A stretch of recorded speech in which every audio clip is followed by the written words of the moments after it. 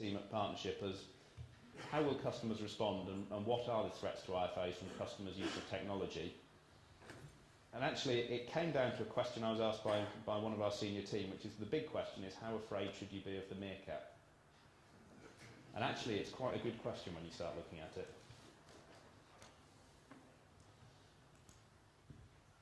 One of the things that would be necessary for the aggregators to be a threat to the IFAs, and we don't see them as a threat to you in the top end of the market.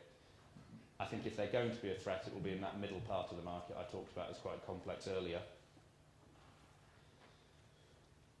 One of the things we wanted to look at then is, are these people going to use the internet? Because if they're not using the internet, that's going to be quite a big inhibitor to the aggregators making any progress.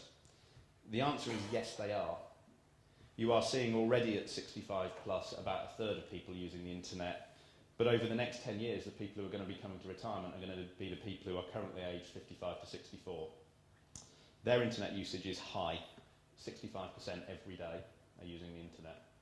So I don't think you can rely on technical barriers preventing them from using aggregators and purchasing insurance products through that route, particularly as they're comfortable doing it already on things like motor and home insurance.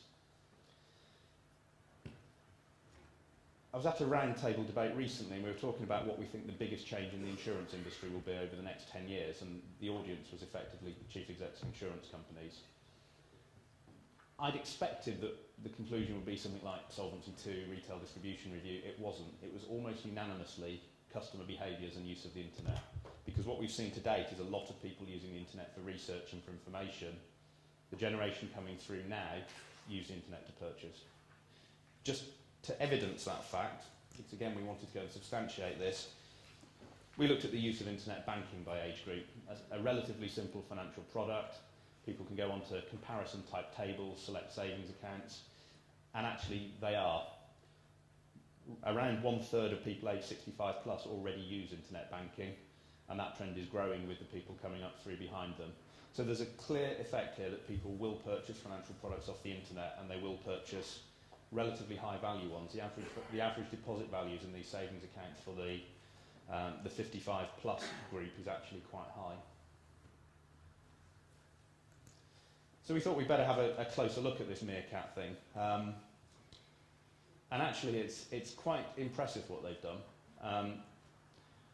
If you think back 20 years ago, everybody bought their motor and home insurance through a broker. It was just a default. I think we then saw the likes of Direct Line come in, and we saw a model which seemed to gain a lot of traction, and I think was roughly 50-50 with the broker market, which was the direct model. And everybody thought Direct Line was a great business, it was very secure.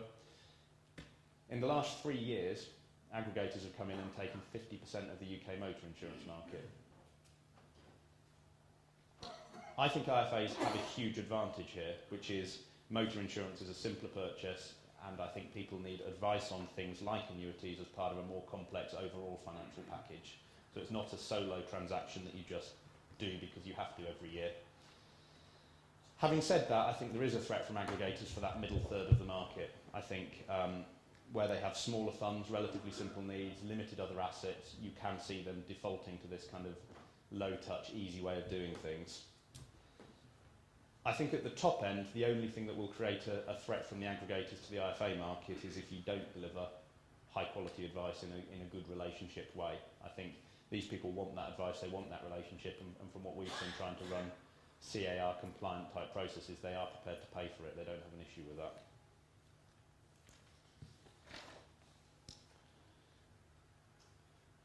One of the things that Tom McPhail said in his introductory speech is that he thought product innovation was quite exciting. I agree with him. I do think it is, and I think there's an opportunity for further development over the coming years, but I don't see it as the key battleground.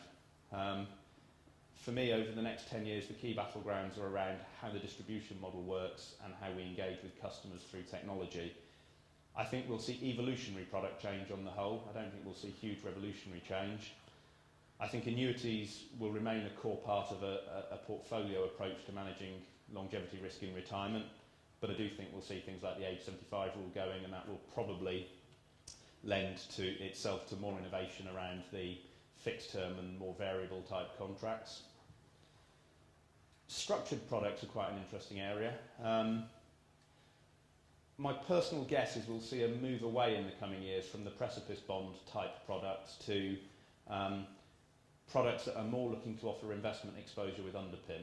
And I have two reasons for saying that. One is I think that as interest rates rise to choke off an inflationary threat, which may be a year or two away but will probably come, the relative returns that people can get in savings accounts will be attractive and will support some of their basic income needs. The second is I think we are seeing people who are trying to plan a 30-year portfolio. I think some equity component in that portfolio definitely makes sense, but these are also people who can't replenish significant asset losses, so they'll be looking for levels of underpin and guarantee. When I mentioned this comment to my chief actuary, he said that used to be called with profits, which is an interesting observation. I think another area I actually see more innovation than most is equity release. I know Colette identified it as a significant area of opportunity. We agree with that. If you look at the net wealth on Colette's slides, about between a third and a half of it, of net housing wealth, is owned by the over 65s. It's a huge component of their asset portfolios and it's totally illiquid. A lot of people we talk to at and around retirement don't want to move. They're settled in their house, they've been there for a long time, they've got happy memories, it's a family home. And I think for people who make the decision they don't want to trade down and release equity by buying a smaller house, there is a big role for equity release to play. However, funding equity release is quite difficult at the moment. It's a product which has been almost wholly dependent on the wholesale funding markets. If Robert's around, I'm sure he'll be able to tell you that the wholesale funding markets are closed. And therefore, I think what we will see is innovation in the equity release market as people try and adapt products that are capable of being funded on a long-term model. I think we'll see some fallout of providers. I think there are a lot of providers with wholesale funding models, and I think it's to some extent pot luck when your funding runs out and comes up for renewal.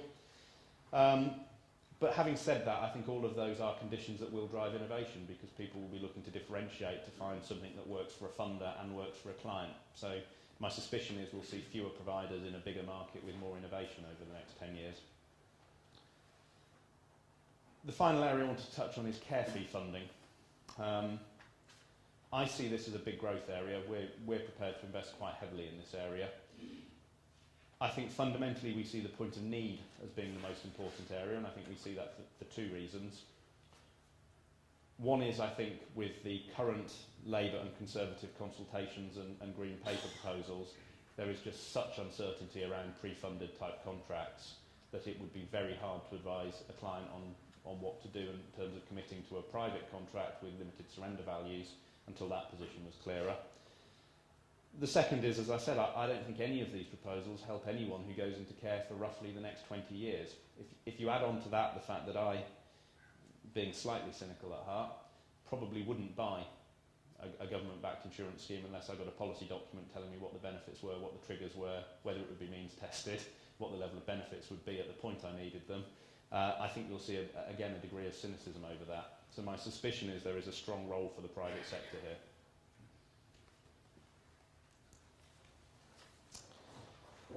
Just trying to pull all of that together, I think it's pretty clear from the work we've seen, both from Colette and from the research that we've done, these are big issues for developed countries. They're not minor things.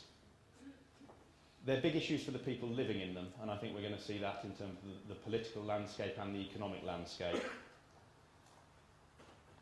Advisors need to be skilled and empathetic to deal with this group, and I think those that manage to be skilled, high-quality advisors with good empathy skills in dealing with this population will do very well. Insurers actually need to adapt. You're dealing with a changed world. You've got a different way of being rewarded potentially by your clients, and I think the insurance industry needs to get a lot better at supporting you in that fee-based type world. I think I set out earlier that if you do all of that, I believe that there's a huge opportunity now to build very valuable businesses.